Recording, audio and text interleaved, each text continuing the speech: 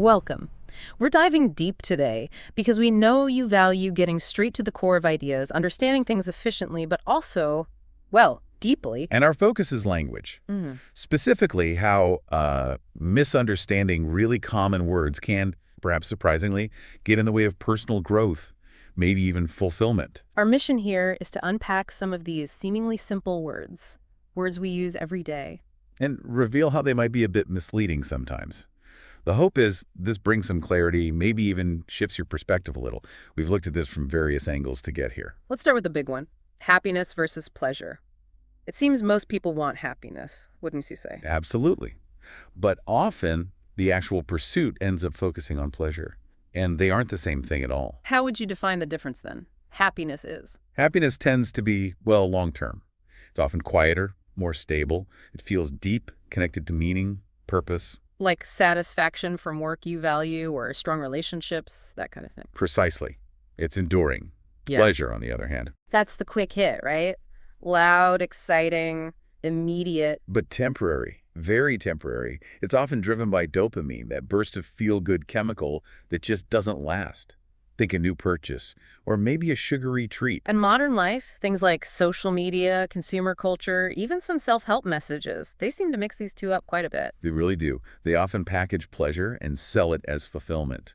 It's like mistaking a sugar rush for real energy. And the result? Well, often it's feeling empty. Even when you've had lots of these pleasurable moments, you can still feel unsatisfied underneath it all. It's like pleasure is the sprint, maybe, and happiness is more of a marathon. That's a good analogy. So a question for you listening might be, have you ever felt that disconnect?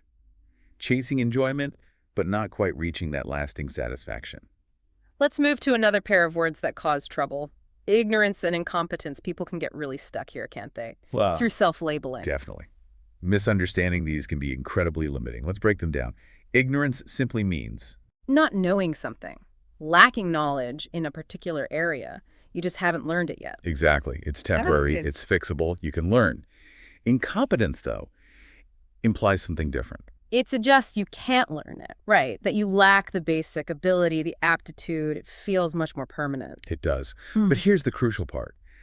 How often do people mistake ignorance for incompetence? They assume they can't do something when really they just haven't had the chance or the training. That creates what you might call a mental glass ceiling. It's a powerful limiter. It really is.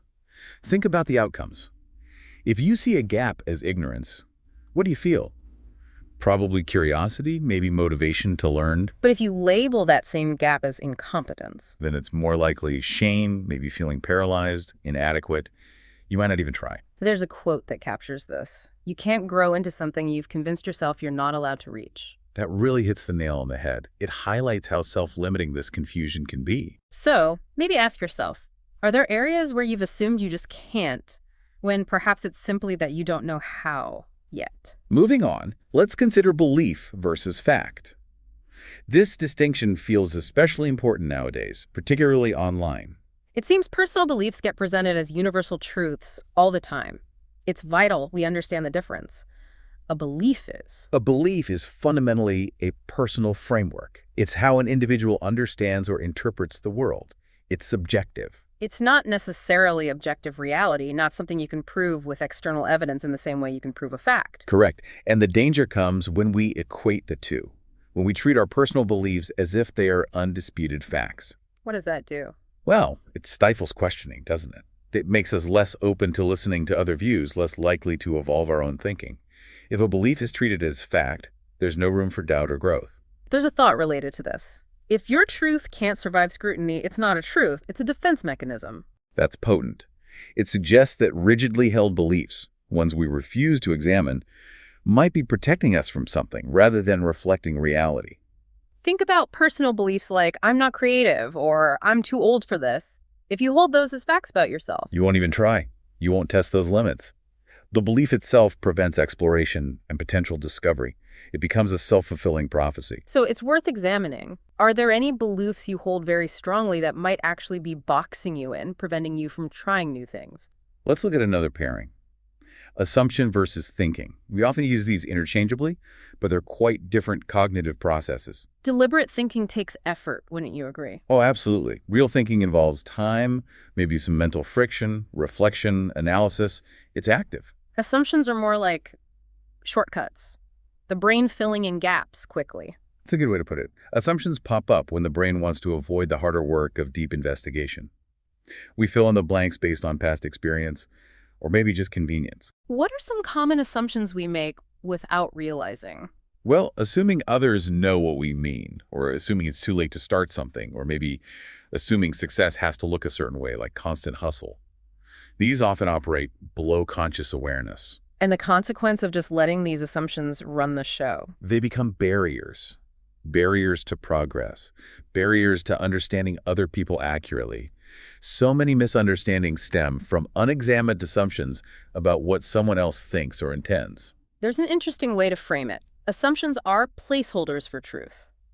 But too many placeholders and you're living in fiction. That really captures it. If your understanding of the world is built mostly on untested assumptions, you're not really engaging with reality. So the invitation here is to consider what assumptions might be quietly shaping your decisions, your interactions, your view of what's possible. Our final distinction is between wants and needs.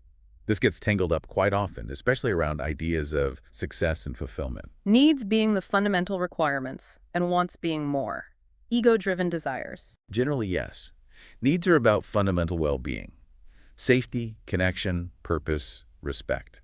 Wants often come from the ego, maybe influenced by culture or comparing ourselves to others, status, specific possessions, maybe a certain lifestyle. Can you give an example of how they get confused? Someone might say they want total freedom, complete autonomy, but maybe their underlying need is actually for some structure, some boundaries to feel safe and effective. Or wanting immense wealth. That could mask a deeper need for security, or perhaps for recognition and respect within their community, which they believe wealth will automatically provide. And if you chase the want, but ignore the underlying need, you can end up feeling dissatisfied, even if you get what you thought you wanted. You achieve the surface-level goal, the want, but the deeper need remains unmet. It fuels a cycle of chasing the next thing. Someone once put it beautifully. The soul whispers what it needs. The ego shouts what it wants. That contrast between the quiet whisper and the loud shout is very telling. It suggests we need to listen more closely, beneath the surface noise of our desires. So, reflecting on your current goals and pursuits, are they driven more by those deeper, genuine needs, or perhaps more by the louder, more superficial wants? Taken together, understanding these distinctions, happiness, pleasure, ignorance and competence, belief act, assumption thinking, wants, needs, this really highlights how powerfully our internal definitions shape our lives. The way you personally define these core concepts, words like success, growth, love, failure, identity, it creates the lens through which you see everything. It forms your internal dictionary, so to speak. And if the definitions in that dictionary are a bit off, even for one key word, it can lead you down the wrong path, spending energy on things that don't actually align with what fulfillment means to you. Precisely. It can lead to misdirected effort, chasing goals based on a flawed understanding, and potentially looking back with regret. It's quite a thought. The words you misinterpret today become the regrets you question tomorrow. It underscores the long-term impact of this internal linguistic precision, or the lack thereof. So the process isn't just academic wordplay. It's about actively questioning and refining your own understanding of these fundamental ideas. By consciously defining these terms for ourselves, with clarity, we gain more control, more agency over the direction of our lives. It leads to more aligned actions. So the main takeaway from this deep dive really is about the profound impact of language, precise language on our inner world and what we pursue externally. The clarity we bring to these common everyday words directly shapes our thoughts, our choices, and ultimately the quality of our experience. We hope this exploration has highlighted the value in pausing to question these seemingly simple terms, looking beneath the surface at their meaning for you. That mindful engagement with your own internal language can be a powerful tool for self-awareness and living more intentionally. And as a final thought to take with you, maybe pick just one word we discussed today. Happiness, competence, fact, thinking, need, whichever resonates most. Spend a little time just reflecting on your personal definition of that word. How do you understand it? And how might that definition be influencing the choices you make and the path you're on?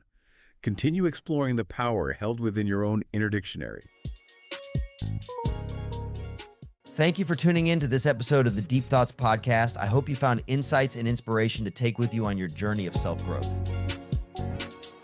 If you enjoyed the show, be sure to hit the subscribe button so you never miss an episode. And don't forget to follow us on social media to stay updated on new releases and exclusive content. See you next time, where we'll continue to help you grow and explore your full potential.